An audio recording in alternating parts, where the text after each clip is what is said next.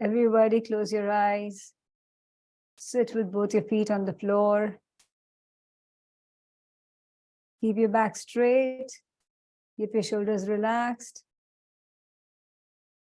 Take a couple of deep breaths.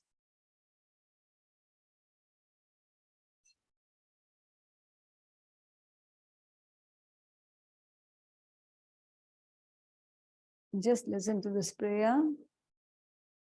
Asato ma sadgamaya.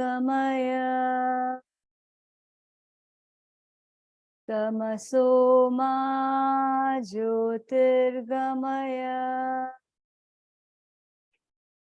Mrityonma amritam gamaya.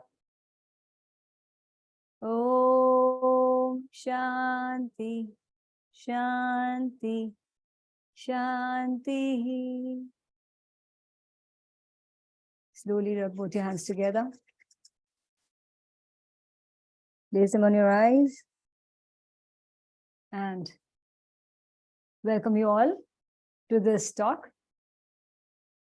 So last week we spoke about how we can face cancer. Like if somebody has been diagnosed with cancer, then what would be the easiest way to take care of yourself? So today let's try to understand how one ends up having cancer.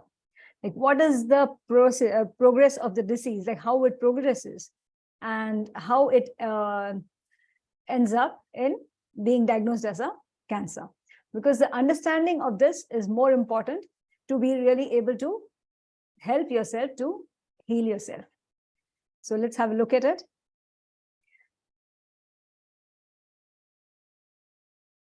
So very often, like people just get to know about cancer only after they get a proper diagnosis done through a medical laboratory. So,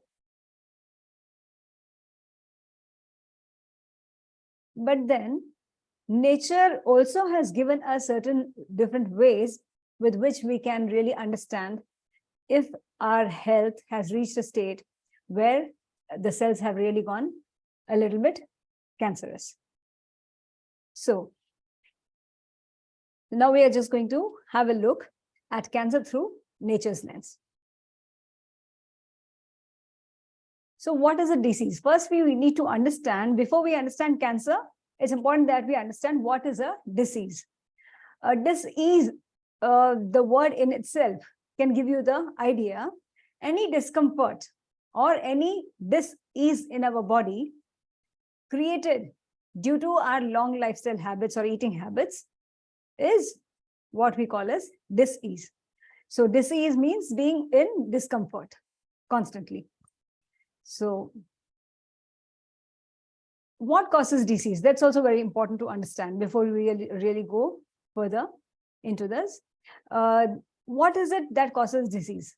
Many people might just say like, there are people who really feel disease can just happen just like that. But no, according to nature, the disease has its own stages of progression. It just doesn't happen just like that. The basic cause of any disease is nothing but having toxins in your system, and toxins or toxemia, or it can also be called as having poison in your blood. The universal basic cause of a disease is toxemia resulting from innovation resulting due to the adoption of unhygienic habits of living and eating. So once we have started, due to today's fast world and due to today lots of different kinds of informations being floated around us, people are being misled into living their lives in a certain way, which basically is not in sync with nature at all. Like we don't live according to how the nature would have expected us to be living. For example, if you look at the different creatures in nature, the wild animals, not the domesticated ones, they live exactly according to the nature's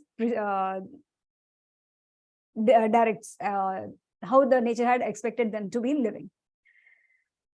We are the only ones who have really diverted so much, who have changed our lifestyle so much. We have cut ourselves off from nature, and we have allowed our bodies to stay in a state wherein it is only collecting toxins constantly, and we are not allowing our bodies to be able to get rid of them.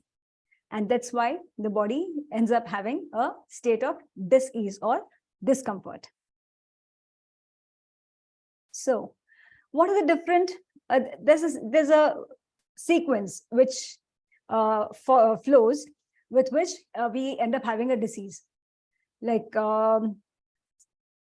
once we start having wrong habits, wrong living habits can mean different kinds of activities wherein we don't get into the sun, we don't get in touch with nature, we don't spend time in nature, or we are sleeping at the wrong times, keeping awake at the wrong times, we are eating the wrong kinds of foods all the time, or we eat food which has been processed so much or which has some chemicals in them.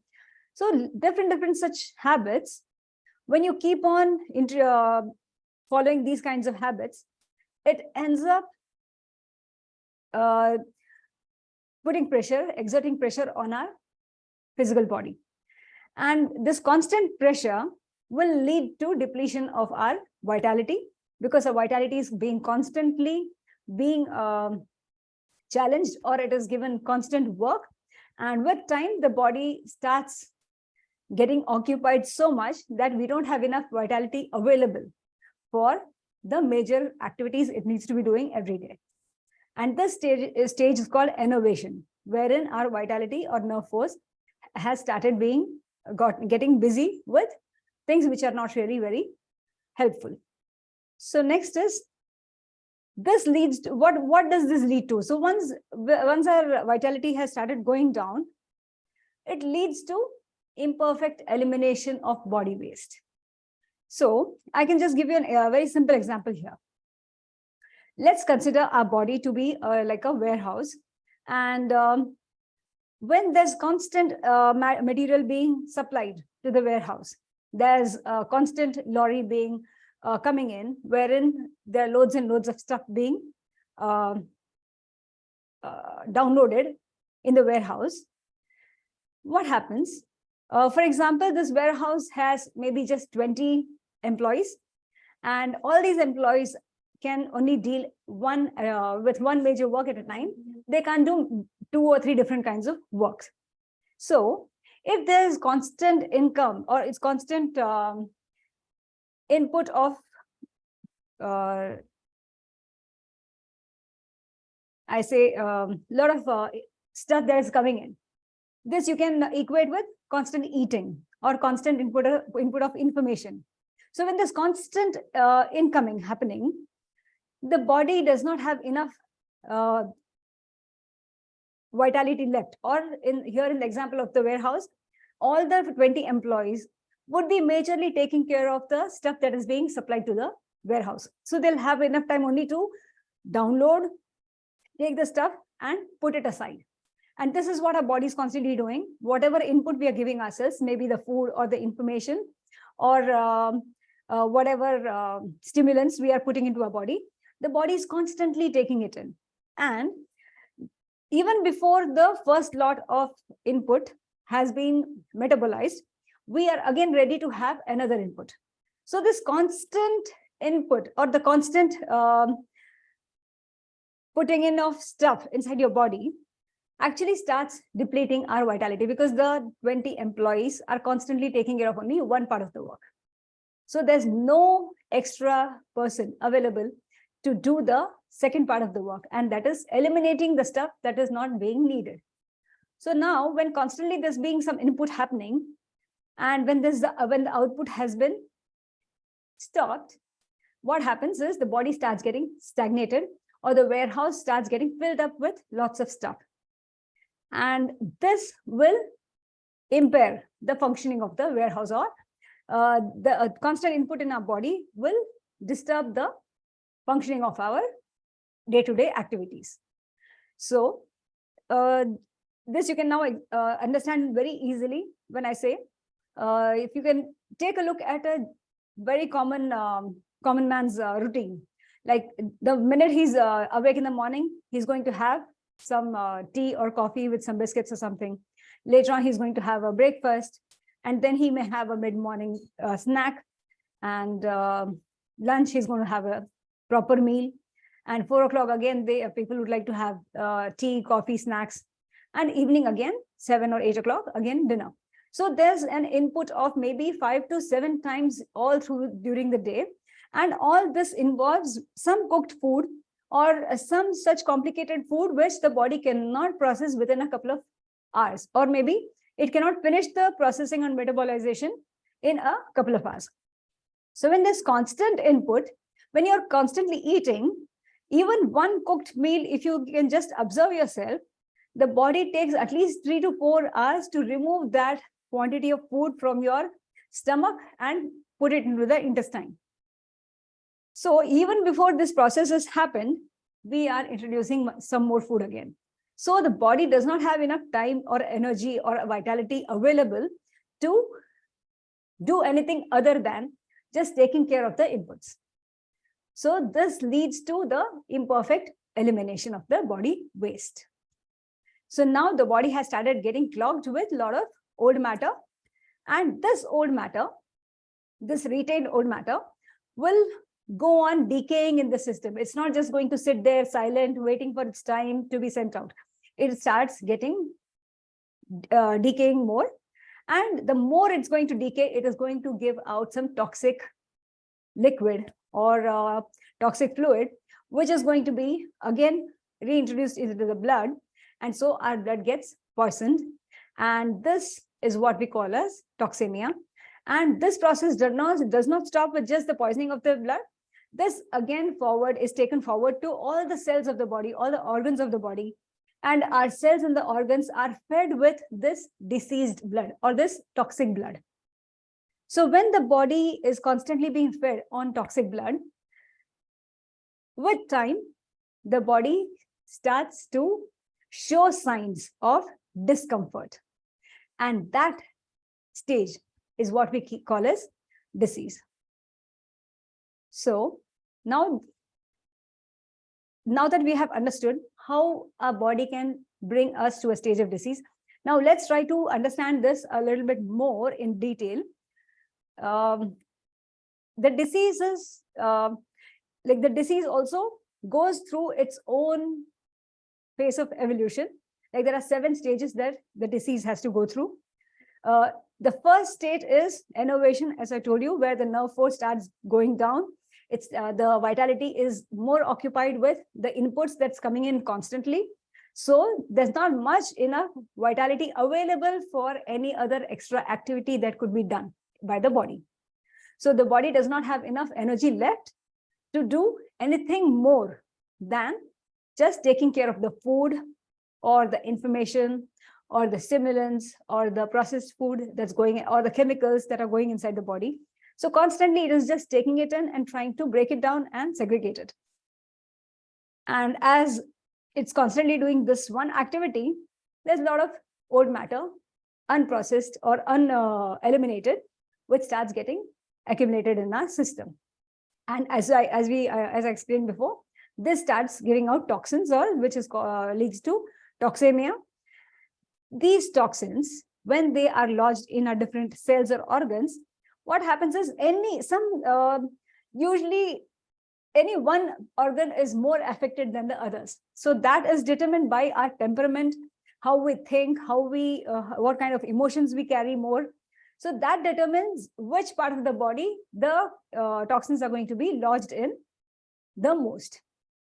So when the toxins, like basically this, all the diseases are just the same. It's only the toxins that are in the body. But when it is lodged in one particular part, we call that particular stage, the kind of disease with that particular name. For example, if I have lots of toxins in my lungs, then I would be an asthmatic. I'll be called an asthmatic. If I have lots of toxins accumulated in my kidneys, then I'll be having a kidney problem. If I have lots of toxins blocking my heart arteries, then I have a heart issue. So these toxins, wherever they are lodged, with time, they'll start giving you signs of irritation. So this is when, like, initially we should have had been gotten aware or awakened in the first stage itself, during the stage of innervation. Had we been aware, or had we been listening to our body, we may have taken steps to stop the disease then and there. But maybe after this, when the body had started accumulating toxins, and whenever the body could have enough vitality available, it would have tried to throw out the toxins. That's the stage where we are in toxemia. So maybe you would have gotten a cold or a cough or a fever or something, but very often we just suppress them. We don't allow them to come out, so that the toxins are still in there, sitting in there. And with time, somehow they still keep giving you signals. The body still keeps giving you signals, and it shows some kind of irritation here and there, wherever the toxins are lodged. So this is the third stage of disease. But even here, even at this stage, if we don't listen to the body, if we don't take steps to come back, to just come back to the first stage and try to help the body to eliminate the toxins, the body still tries to help us. Like, see, in all these stages, what I need to tell you here is, nowhere the body is acting against our interests. It is constantly trying to help us. It is constantly trying to save us. At every stage, it is giving you information. It is giving you signals to tell you that you are not on the right track. Like in the first stage itself, when in the stage of innervation, you would have started feeling tired. You would have started feeling really lethargic. But then what usually people end up doing is, they just have an extra cup of tea, or they just have some extra tablet or something, and they just start feeling energetic again. And they think, okay, now they have taken some extra energy pill from outside, and they suddenly start feeling more energetic, and they go on working. So they had ignored the first sign of the onset of the disease. So the first sign was starting to feel tired now and then. So the moment somebody feels tired, we have to respect our body's information, or our body's signal to us, and we have to go into a rest mode. But we somehow try to ignore it, because today, like in today's world, we are more into like, we have to keep up our appointments, we have to do our work at the given time.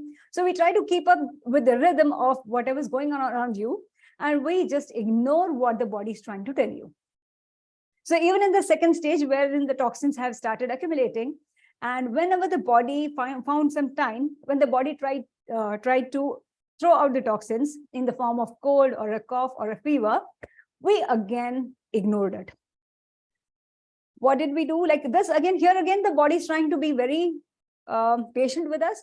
It is just trying to give us a channel or a state wherein it can just do the major cleaning of the whole body. But just because we don't want to go through that discomfort, most people are afraid of discomfort. And just because they don't want to be face the discomfort, just because they don't want to miss a day or some kind of event or something in their lives, they just take pills and they just keep moving on, and they just ignore the signals given by your body. So this leads on, this moves on forward. And when more the toxins are being accumulated, because the toxins which are sitting in are not just going to be sitting in just like that. They are going to become more and more toxic with time. So when the toxins become more toxic or more acidic, it's very much understandable that you are going to start feeling irritated. So there'll be some sort of an irritation in your body. So this again is a signal from your body. It's an alarm bell to you from your body to tell you that the body is facing some sort of a discomfort, or it's in a state of dis-ease or discomfort. But again, we ignore it and we just try to see. These days, like, we actually have started not listen. We have decided to not listen to the body at all. At the most, what we will do is we'll just go to a doctor and just tell them that this is what I'm facing, and the doctors will give you a pill, which will just not allow you to, like, the disease is not cleared, The only situation that is being created here is we will not feel the disease or the toxins in your body anymore. The signals would have been put to rest, and so the irritation would have been silenced temporarily. For example, if you have some acid reflux or something, usually what would people end up doing? Like they would just take something like a Gelusil or some syrup, which will just calm down the acidicness at that moment. But then they tend to ignore the fact, or they end up not realizing that this acid reflux was nothing but the body's signal to you that I want you to change your ways of life or eating so that we can reset or we can calm down this situation. But then we again tend to ignore, and then the body still has to somehow take care of the toxins, because it does not want your daily day-to-day functions to be affected. So it just tries to keep all the toxins bundled up in one corner wherever it can find space. So the next stage, with more toxins being there, constant irritation happening in one particular spot, what happens is the body reaches a state of inflammation. So this inflammation again is a sign wherein the body is giving you signals that there's something not okay. But again, we tend to ignore it. We tend to allow it to stay in the body, and we still don't want to change the way we live. We don't want to change the way we eat. We don't want to change anything, and we just keep on moving forward from there. So this inflammation, which we tend to ignore for time and again and again, ultimately this leads to ulceration. So ulceration is a stage where this inflammation or these toxins have started, the irritation has ended up depleting the layers of your organs where the toxins are lodged. And then you will experience more pain and more irritation. And here also, people out of ignorance, they end up ignoring the signs completely, and they move on without changing even a bit of their lifestyle or even a bit of their eating habits. They just keep on moving ahead by just taking some shortcuts or some methods. They just try to apply certain methods just to calm down the irritation for that moment, thinking that this is how it is going to be healed. But then actually it doesn't heal, because the toxins have not yet been able to come out. So the toxins, which are acidic in nature, is still in there. So the constant ulceration or the constant irritation that the body is going through leads to induration, or wherein the body starts to create some scar tissues, or the damaged cells they just start collecting and they start forming different lumps. And this is the stage where again the body is still trying to contain the toxins in one part or in one small area, so that the whole body is not disturbed by the toxins or the poisonous stuff that the body is constantly getting from the old matter that's stagnating in your system. So this state, if this is still going to continue, if the inputs are not going to be changed, the constant input wherein the body is already in a very, very high stage of discomfort. One thing we need to understand here is, even though we have been going through all these stages of discomfort, we somehow still tend to ignore the symptoms or the signs that the body has been giving us. And we still believe that all this is just happening, maybe just like that, because everybody falls sick with a certain time. Everybody has to have some kind of a disease. So many people do understand it's due to the lifestyle, it's due to the eating habits, but then they think there's no other choice, because this is how we eat and this is how we live. So we don't know anything better. So this is how we end up just going through whatever the life or whatever the way you're living has brought you to, whatever status you have been reached now, and you just carry on from there as it is. So later on, these scar tissues further reach a stage where they just cut off from, they cut off all their connection from the brain's messages, and it starts behaving on its own. They start multiplying on their own because the amount of toxins is so much over there that they just cannot be controlled anymore by the brain's information. And they do feed on our body's nutrition, whatever nourishment that the body is having, and they still keep on growing constantly. So now what if if the body has staged this, reached this stage, then is it really impossible to get back to a state wherein you can still help the body to get back to the former or the state where it began from, a clean and healthy state? It is still possible. We just need to follow the nature's rules. We just need to at least now start listening to what the body really wants and start working on it. So let's just read this para here again. Cancer begins with the first poisons ingested. Like, you may have any kind of chemical input in your body. It can be through different channels or different ways. For example, maybe somebody would have started eating chemical-laden foods, or they may have had some vaccinations, or there could be lot of radiations around their home, or there can be, maybe the body has not been eliminating well at all due to their stressful life or something. So all these can lead to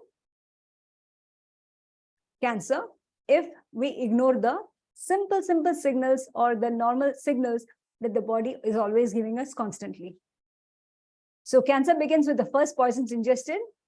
When a child starts consuming anything that's packaged or chemical laden, he's initiating the first steps towards slow poisoning of the body, which if persisted may result in cancer many years down the road. So this doesn't happen overnight. This is what we need to understand. This just does not happen overnight. It just doesn't happen just like that, like magic.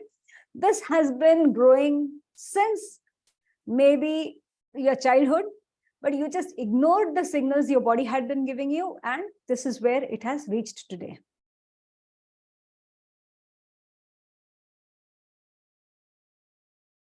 Right.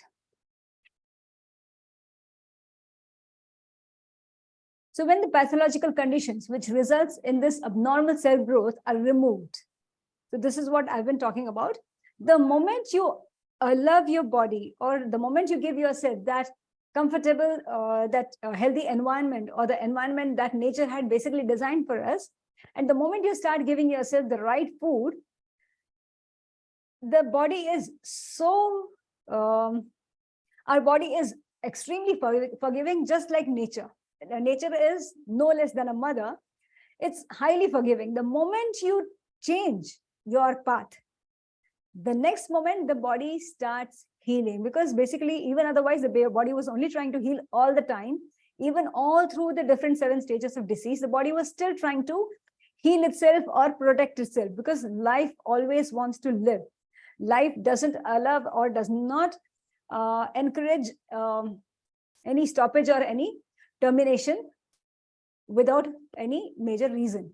So constantly body is striving towards its longevity. So constantly it is trying to save you from all the issues by keeping on giving you information, keeping on giving you alarm bells, keeping on giving you signals.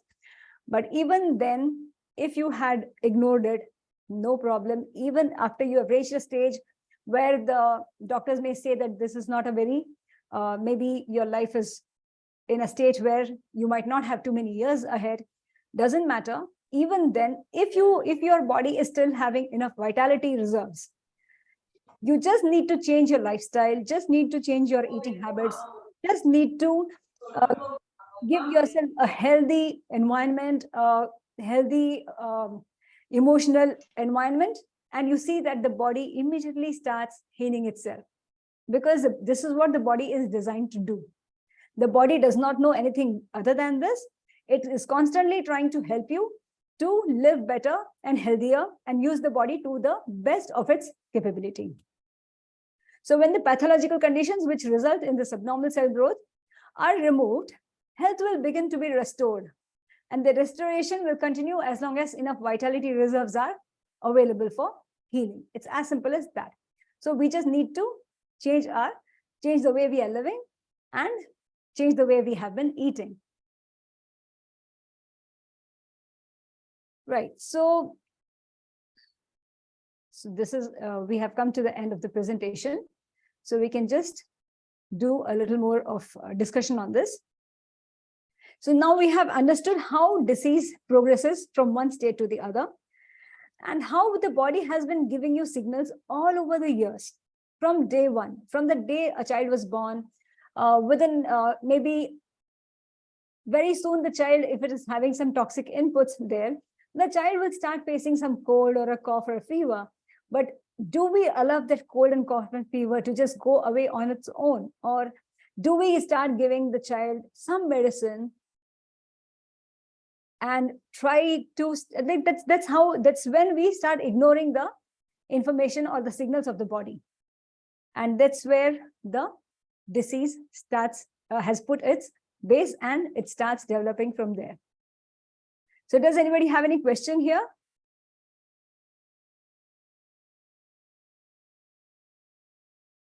Have I been clear enough? Like, have I been able to explain properly?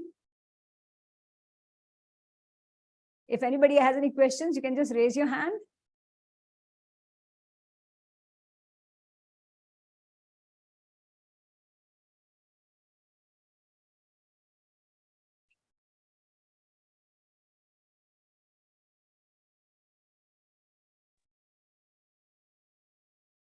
Okay, this somebody. I have lost 3 friends in the last 3 months. Okay. That's very, very sad to know. But then, yes, it can be very, very sudden, because if we had ignored the signals for a long, long time, the last stages can really be very fast. Like, you may not have enough time to save yourself. That's very true. Okay. And Dr. Shelton said, cancer does not attack. This is what we need to understand. It does not attack you suddenly like any predator. It evolves. The cancer cells and cancer tissues are modifications of the patient's own cells and tissues. They are not foreign entities that pounce upon you, pounce upon their unwary victims from out of nowhere like that. So we must look to ourselves to reverse this process. So it is only up to us to really change our lifestyle, our way, the way of living, the way of looking at life, and the way we eat. So when you just try to put all these things in place, you'll see that the body has started recovering and it has started healing. Swati, hi, this is Kavish here. I had a couple Hi, of questions. Kavish. Hi. Yeah. Sorry, I missed the initial part. I don't know if you covered it in that part. Yeah, tell me. So first question is, see, as I understand, cancer is the last stage Yeah. as per nature cure in terms of accumulation of toxins, right? Yes, yes, yes. So nowadays we see a lot of children have cancer as well, right? So Very true. how do they reach at such an advanced stage in such a short span of time? That is question number one. Okay. And question number two is, we see a lot of people who have got cancer and then they have gone through a radiotherapy or a chemotherapy, Chemotherapy. Yeah. and the cancer has got regressed, and after that, they have lived for many more years after that. But Yeah. if chemotherapy and radiations are just more toxins we are adding to already a overburdened body, Yep. then the deterioration or the ultimate demise should expedite, right? Then how do they, still have Yes. years to live, and Live after how do that. they survive? Yeah. Right. Yeah. Right. Okay. Good questions, Kavish. The first question was like, why are children getting cancer these days? So the reason here will be like genetically already the parents genes are already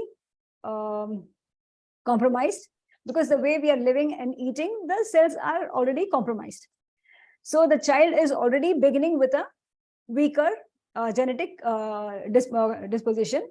But the major problem here is not the genes. Genes will influence maybe just 10%, but the major influence is from the chemicals that are introduced into the child's body in a very young age.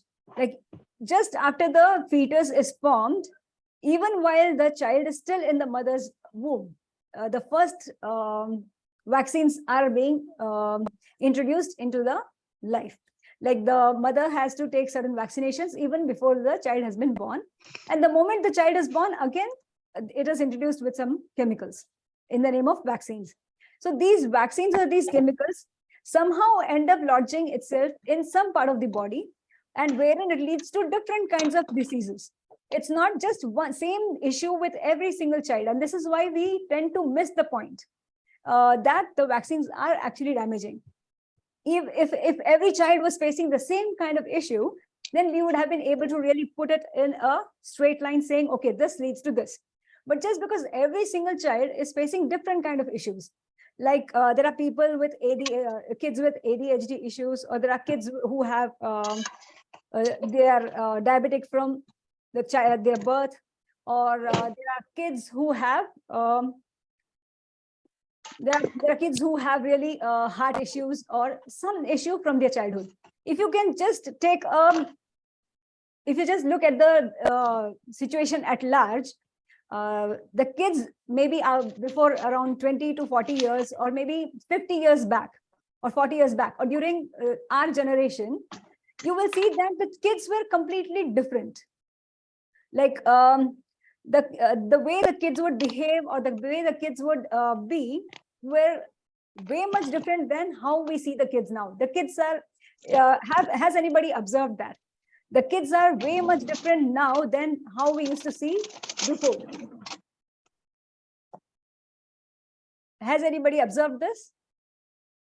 I think most of you would have, because everybody is going through this. Like every single person is facing or having a child at home, and who is we also end up saying like the kids today are not at all like the kids during our times.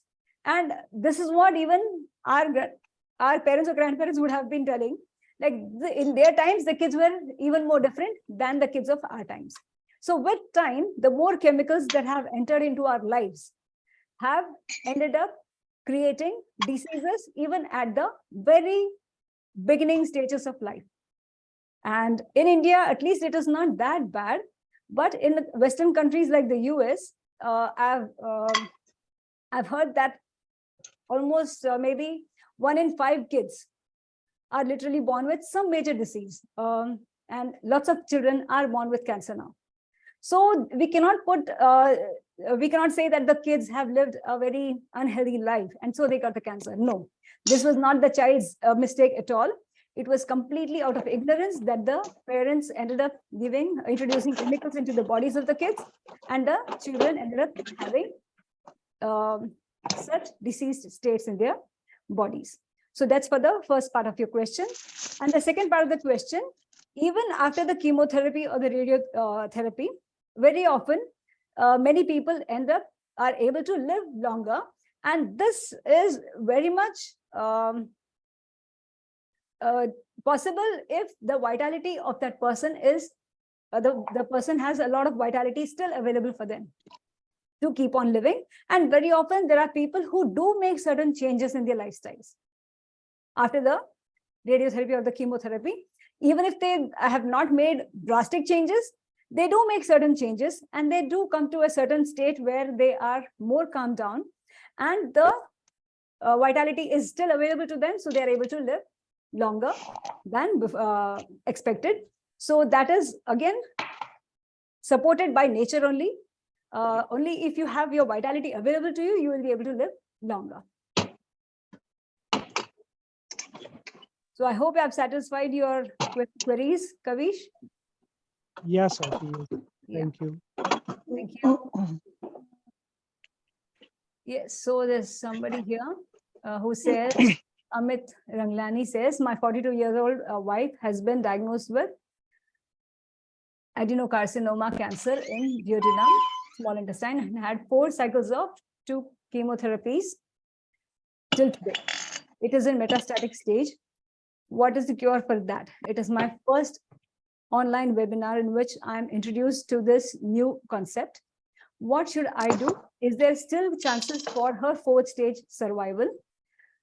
The body is, as I told you, the body is constantly trying to help you to live longer, because this is what the body is designed to do, right?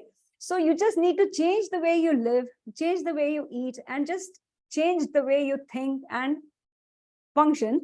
And this in itself will start helping you to conserve your vitality and help your body to start healing itself. I'll be covering those points again after this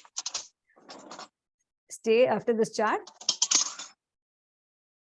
So let's go on to that part of the. Okay, I think there's something. Okay, there's one particular. So let's talk about what changes. Have the Quran fully. So we just need to understand here what are the I'm changes. attending a webinar. There's somebody who's talking in the background. Yeah, so I'll just talk about what different changes we can make to help our body to start healing on its own.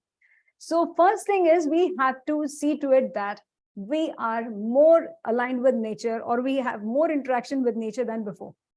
You need to spend more time in the sun, get more fresh air, be more in contact or touch with nature, and drink a lot of water, introduce more water in your body, because you need a lot of hydration. And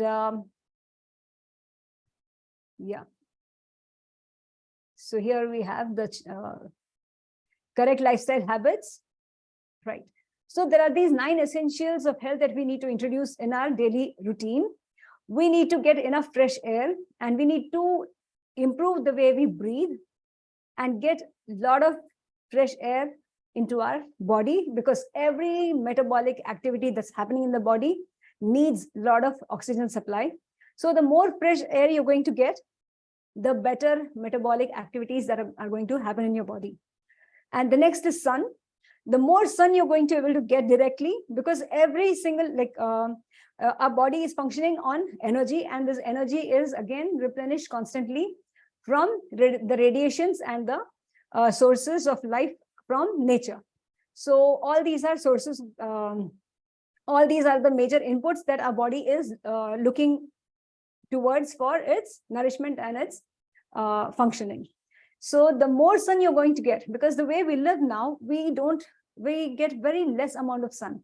Basically, we were designed in such a way that we were supposed to be out there 24/7. But then as we are living a more civilized life now, we live in 4 walls, and very often we have air conditioning, and we try to be as less in the sun as possible, because we are afraid that our skin, we could get tanned, or we may just end up having a skin cancer or something, as the advertisements keep teaching us. So we try to avoid the sun as much as possible. But avoiding the sun actually does not help you at all, because the sun is a major source of energy, which helps your body to break down the toxins and help it to move out of your system. Because the heat in the sun is what can help the body to break down the toxins. If you're not going to allow that sun to reach your body or to touch your skin at all, then whatever toxins are there in the body, then the whole major weight falls on your vitality. The body has to work from inside, use the vitality from inside to do all the breaking down of the toxins and move out the toxins from the system. So if you don't want to use up, as I told you, the vitality is something which every single person has a limited amount of vitality, and we just need to use it intelligently. We just cannot allow it to be squandered, and this leads to more complications. So if we try to get enough support from the sun or the water or the air and the earth, what happens is the major pressure on our body to do all the metabolic work goes down, and our body is supported in all the activities of removing the toxins from the system. So this going out in the sun and getting as much of sun on your body directly on your skin helps us to detox in a very better manner. Next is water. We need to hydrate ourselves very well, because our body is 75% on an average of water and 25% on an average of solid parts. So the more, the cleaner and the healthier the water is going to be in the system, or the more quantity of water is going to be available in our system, all the activities are going to be able to be performed really well.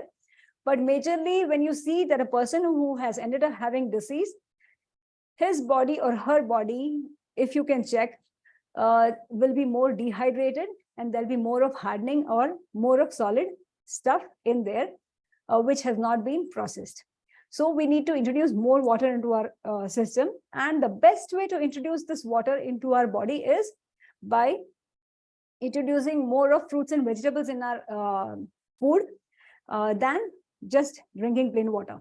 Because plain water does help, but the major hydration can only happen when you're eating lots of fruits and veggies, whatever palatable veggies that are available. And next is grounding or earthing. You need to be getting in touch with the soil. You're supposed to be getting directly in contact with the earth. But these days, like, we are constantly wearing chappals or slippers or shoes, and we barely are able to touch the earth ever. But then we need to get over this habit, and we have to start again connecting with nature. Every single creature out there in nature is directly in contact with the earth, except we human beings. We are either living off the ground, maybe on the first floor, on the second floor, or the third floor, or we are either wearing shoes or chappals constantly and never ever get a chance to get in contact with the earth. But then how does this help? You may be thinking, how is getting in contact with the earth going to help me? The earth is going to help you by calming down your senses, calming down your body. It helps in calming down the inflammation in the body, reducing the inflammation in the body, because the earth has some magnetic energy in it, which actually helps us to calm down. So we need to get in touch with earth.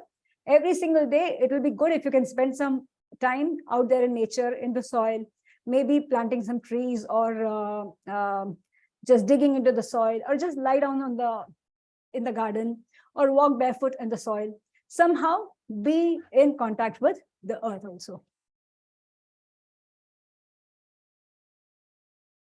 Yeah. So next is space. And how do we introduce space in our life? That is by introducing different kinds of fasts. We can start with intermittent fasting.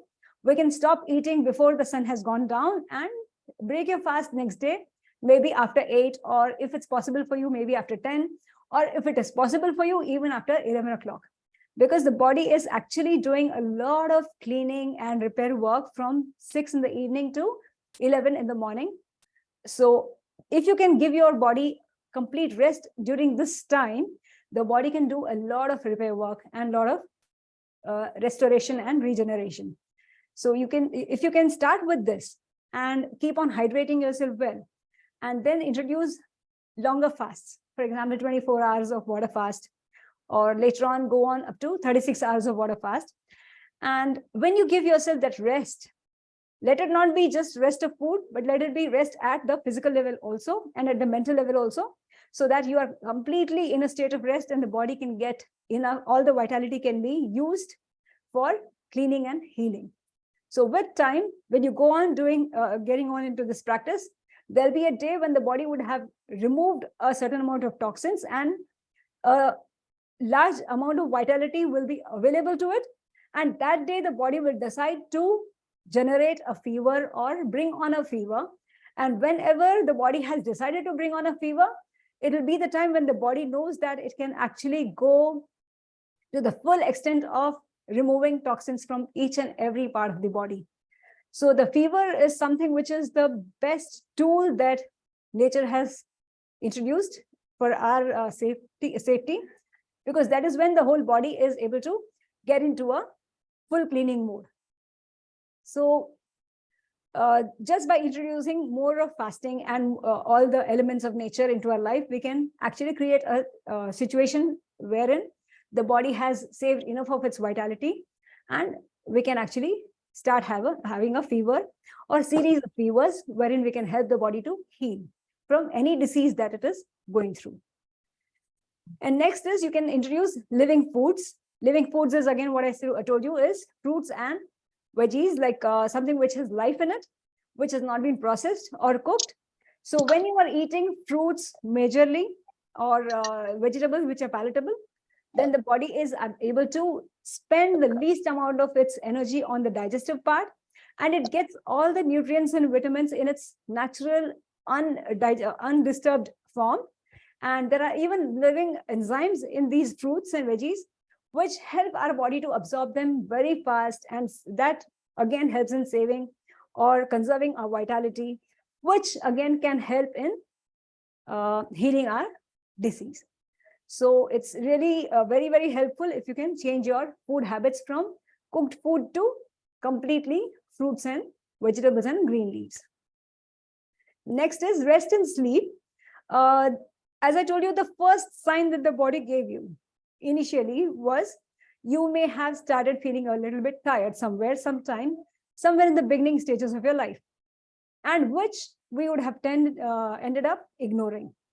So now, at least when you have come to understand that rest and sleep is very, very important, let's make it a point, like whenever you feel tired or whenever you feel sleepy, whatever work you would be doing, please just leave it aside for some time and go into rest mode. Try to just get a small nap.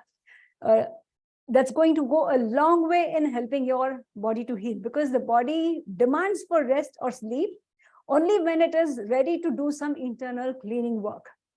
So we need to understand the signal that the body is giving you, and we need to just go ahead and get it to the rest mode. So never ignore your signals of your body wherein it is demanding for rest or sleep. And sleeping at night also has to be taken care of. Like we are supposed to be sleeping in the early hours of the night and not in the late hours of the night. Very often people have this concept like, if I sleep for 8 hours, I think that's enough for my body. And they end up working all through the night, and they try to sleep in the early hours of the morning and sleep through the first couple of hours of the day too. But then this is a very, very wrong practice, because this is not in sync with the circadian rhythm or the rhythm of the sun. So when you are not in sync with the rhythm of the sun, the body also is not able to function normally, because the body is constantly, whether we are aware of it or not, the body is constantly working in sync or in rhythm with the sun. So if we allow our body to go into a rested sleep at night, maybe an hour or two after the sun has gone down, that is the best time to get into sleep, because then the body gets enough time all through the night wherein the body is actually into a shutdown mode. Then it can do a lot of its cleaning and repair work, and it can actually move out some toxins from the body. So rest and sleep is very, very important. If you just sleep very early, and if you end up waking up early in the morning, maybe 3 or 4 o'clock in the morning, it doesn't matter, because the sleep that you're going to get after 3 or 4 o'clock is not going to have that much of value as much as the sleep that you're going to get in the early hours of the night, just after the sun has gone down. That sleep is more important for your well-being. So try to sleep always in the early hours of the night and not in the later hours of the night. Next is movement. Movement also very, very important to help your body to move the toxins. So if you just get into some habit of maybe a walk or doing some yoga or some swimming, that will help your body to actually move the toxins out of the body, because the body has its own way, its own channels through which it is going to eliminate the toxins out of the body. All the toxic matter which is in the blood gets moved into the lymphatic system, and the lymphatic system does not have its own pump like the circulatory system has the heart as the pump, but our lymphatic system does not have any pump of its own. But nature has designed us in such a way that whenever we are going to move, whenever we are going to use any part of the body, the muscles in that part of the body is going to help the lymphatic system in that part of the body to move the toxins from that part of the body. So this is why we are supposed to be moving constantly. We are not supposed to be sitting in one place or we're not supposed to be doing the same kind of activities every day. We are supposed to be using our bodies in all different manners, maybe bending, twisting, turning, sitting, and jumping, running, and all kinds of activities, so that all the muscles are being able to be used and the toxins are able to be moved out from every part of the body. So movement, or getting into some kind of a habit of good movement practice, is very, very important. And the best forms of movement, which actually involve the whole body, are maybe swimming or yoga or gardening. So these three are really very good forms of helping activities wherein the whole body's muscles are being used. Or you can also get into some sort of an active outdoor sport. Even that can help you a lot. And next is having a mental poise, like having a peaceful mind, or trying to remove things from your life which can be posing a lot of stress on you. If you start decluttering your life, you can actually see to it that your mind is more in a peaceful state. And you can also try to remove all the mental baggages or the emotional baggages that you're carrying from your childhood. There might be certain baggages which you are able to identify. There can be certain emotions which you are not able to identify, but somehow still work on them and try to remove all those bondages or those baggages or those granthis or guards, guard that we call in Hindi, from your system, so that does not obstruct the flow of energy through the body. So once you work on all these 9 different inputs, your body will be in a very, very comfortable environment, and it will be having the right inputs, and it will start working on its own. It will start healing itself, because basically the healing happens from inside. There's nothing outside the body that can heal you. It's the life force in you that is constantly trying to heal you. So the moment you remove the things which are not supportive, and the moment you allow all these essential elements of health into your life, the vitality or the life force in you is able to really do what it is designed to do. And that is to help you to live a very healthy and thriving life, a very happy life. So you just need to get out of your own way to be able to support yourself. So people often ask when cancer begins. I just read this quote somewhere very recently, but I just forgot the author's name. People often ask when cancer begins. Nature says that it begins with the first cold or rash. So the first signs of some discomfort in your health was the first point where cancer began, because very often we would have ended up taking some medication to suppress it, or maybe there was a vaccine or that a baby has endured. So, or any chemicals that have been introduced into our body due to some reason, is where the path which could lead towards the cancer had begun. So this is what I wanted to explain here. So now if anybody has any questions, we can take them up again.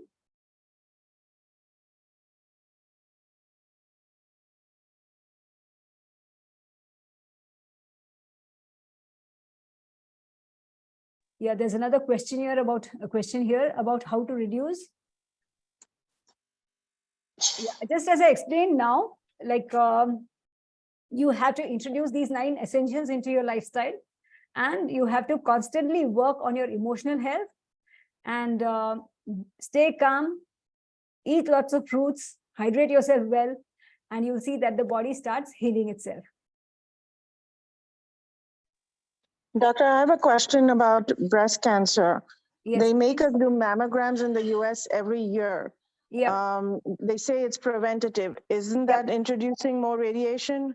Yes, actually, it is more of an intrusion on your body than a supporting system.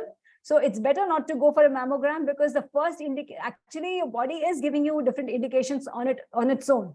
If you can touch around your breast, you can find if there's any lump in your breast on your own. So if you can see that, and if you can see that there's some discomfort there, you have to understand that whether it's a cancer or not, it still is not okay to have a lump in your breast. So you just need to follow the right lifestyle to be able to allow the body to clear it from your system. So you don't need to go for that mammogram every year. It is actually more damaging than helping you to really lead a better quality of life. Hope that satisfies your question.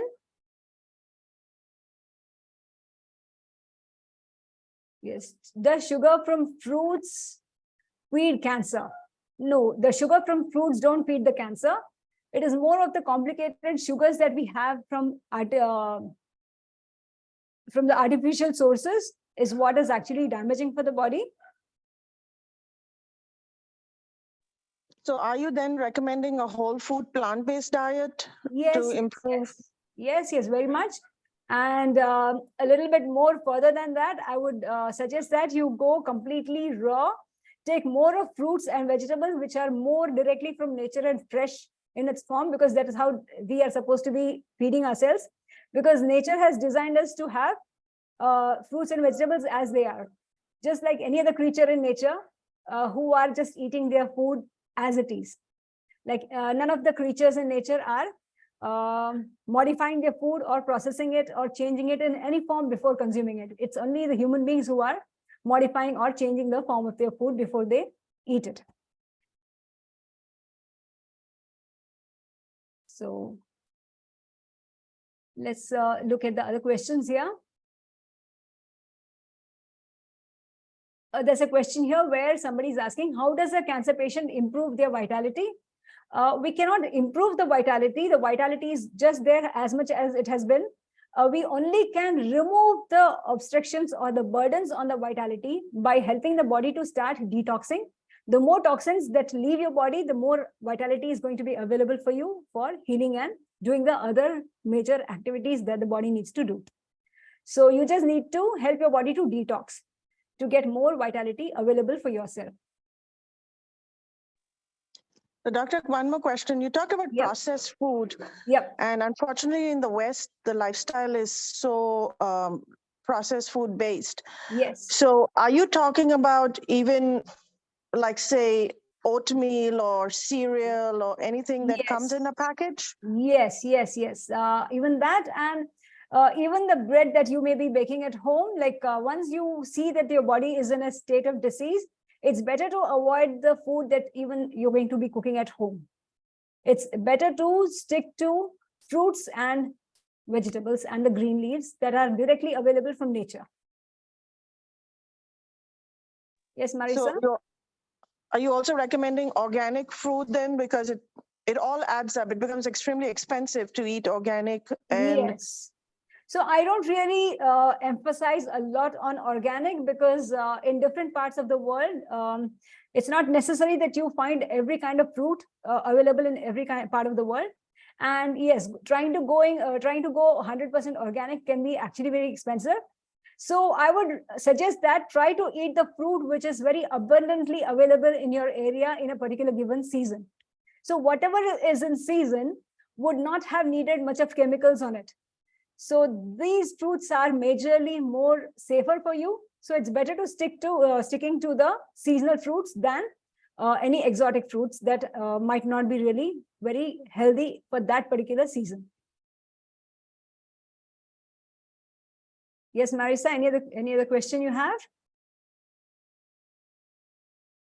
No, this is amazing, doctor. Thank you. Like I said, I had 3 friends who died. I have 2 more on stage 4, different parts of the world. And really sorry. You always wish that you, these are people in their late 50s and who on the surface look like they were leading a healthy life. So, right. And then it disturbs the family, it disturbs everybody emotionally, mentally, and other stuff because of what goes on with them and how they suffer. I understand. So I can understand. You're doing a great job by trying to educate us. Thank you. Thank you. So I hope this session has been of much help to you. Yes. Yeah. Are you going to have further sessions? Can we put our email in the chat so you can update us when you do the next session? Sure. Yes, please do. Please go ahead and we'll just make a note of it. And I can just add you to the WhatsApp group where I usually put the keep putting the information about every session that I'm doing, so that you can always get your you can always be updated about what are the next sessions that I'm doing. Yes, so we'll just make a note of the email. Yeah. So there are more questions here. How to know whether body is healed from cancer? Yeah. So once the body, yeah, hi. Yes. हाँ Swati ji. Yes, बोलिए. कोई भी तरह का pen हो, मतलब वो indication ही है, तो फास्टिंग में जाने से पेन कम हो सकता है? Of course, और कभी बढ़ भी सकता है, दोनों बातें हैं. जब हम फास्टिंग करते हैं तो जैसे पेन है तो it's an indication from the body कि हम कुछ रिपेयर वर्क कर रहे हैं या हम कोई सफाई कर रहे हैं, हम कोई काम कर रहे हैं, तो वहां हमारी सारी एनर्जी डायरेक्ट हो जाती है. तो इसीलिए हमारा बॉडी हमें पेन देता है ताकि हमें बता दे कि अब आप दूसरे ज्यादा कामों में अपना एनर्जी को स्पेंड मत करिए, ताकि सारी एनर्जी आपकी रिपेयरिंग में हम लगा सकें. तो जैसे ही आप इस सिचुएशन में फास्टिंग करने लग जाते हो, तो वो अगर आपका रिपेयर जल्दी हो चुका होगा तो पेन आपका सबसाइड हो जाएगा. लेकिन अगर रिपेयर थोड़ा ज्यादा डीप करना पड़ रहा है तो पेन बढ़ भी सकता है, लेकिन वो आपको डैमेजिंग नहीं रहेगा, आपको उसमें डरने की जरूरत नहीं है. वो जस्ट आपका रिपेयर वर्क फास्टर कर रहा है, इसलिए पेन बढ़ा हुआ है. तो just allow that to happen and that will help your body to actually recover faster. तो पेन में फास्टिंग कभी भी अच्छा ही है. तो it's okay to fast, and yes, it can help to alleviate the pain. I mean, yes. Okay. Yeah. Okay, let me look at the other questions here. Okay, how to know whether the body is healed from cancer? Tumor markers are increasing, so does it mean cancer? Actually, it's not a very good habit of trying to find the tumor, check the tumor markers, because the way we are living now, whether we want it or not, whether we like it or not, constantly there are inputs happening in our system, which can give you the indication that there are lots of possibility that you might get a cancer in the future. So every time you're going to go and check yourself, there can be some tumor markers, which can be, what's this? Like every time you can just feel that there's some possibility that somebody might be having cancer in the future. Yeah.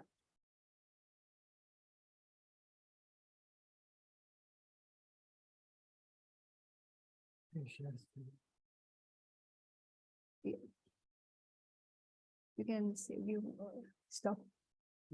Yeah. So let me look at the other questions here.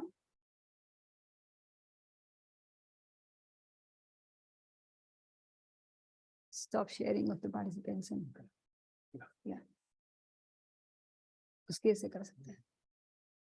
Yeah. So now let's look at the other questions here. What precautions to be taken during a sun bath? Yes, when you're having a sun bath, it's very important that you go with your feeling. If you start feeling some pinching on your skin, it shows that your skin has got enough of sun for that moment, and you can just stop your sun exposure. And try to first go into the sun in the early hours of the morning or late hours in the evening, so that your skin doesn't really get burnt by getting into more harsher sun. With time, your body will get used to the sun, and you may be able to stay there for a longer time in the sun.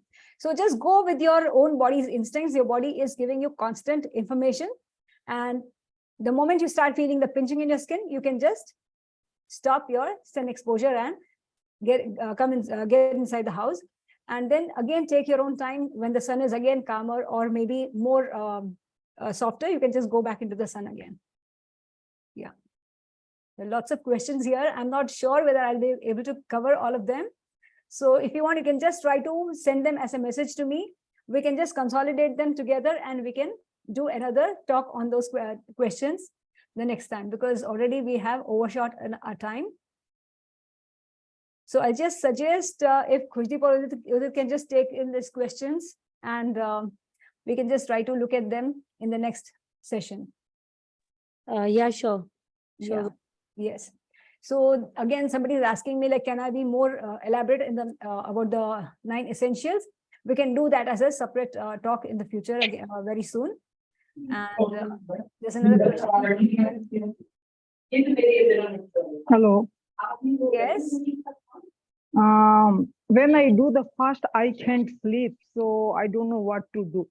Can you suggest me something? When you are fasting, you are not able to sleep. Right. Yeah, I would suggest you try not to sleep in the daytime if it's possible. But if you're still sleepy, just go into sleep. And at night, if you're not able to sleep, just try to do some relaxed breathing.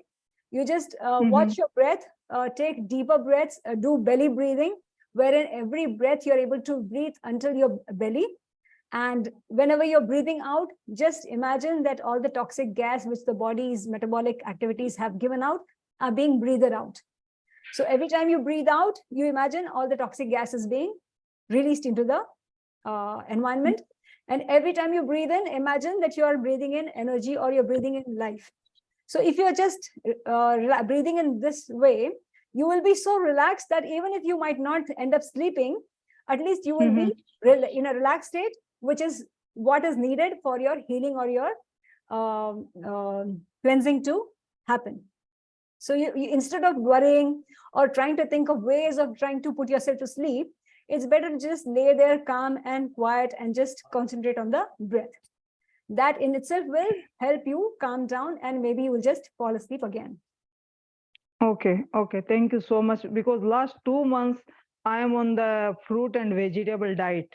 Okay, I'm following in the NDS diet, and awesome. I did fast in the last 2 months. I did like 15 fast on water also. Awesome, superb. Yeah. That's really But good. So whenever I do fast, I want to do fast. I am more energetic. But whenever I do fast, I can't sleep. That is the problem. Yeah. You can just try to keep the windows open, get more fresh air. Don't use the air conditioning, because the more fresh air you're going to get, the more relaxed your body is going to be. And sleep in a very comfortable space. And yes, concentrate on your breath. You feed yourself more of fresh energy in the form of fresh air. I am in Atlanta in USA, so I cannot open the window.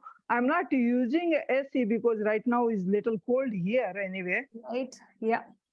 Even then, even if you are in a country where the environment weather is very, very cold, usually what I suggest is like you can still keep the windows open, but cover yourself with a very thick blanket and have a hot water bottle inside the blanket, so that you can keep yourself warm, and at the same time you can keep getting the fresh air. Otherwise, what happens is, if you're sleeping in a closed room, then you're breathing out some toxic gases all the time, and all through the night you're again breathing in the remnants of the same toxic gas, which is just circulating in the room all through the night. Okay. I have pelvic cancer since last 2 years. I already got my chemos and radiation done. Okay.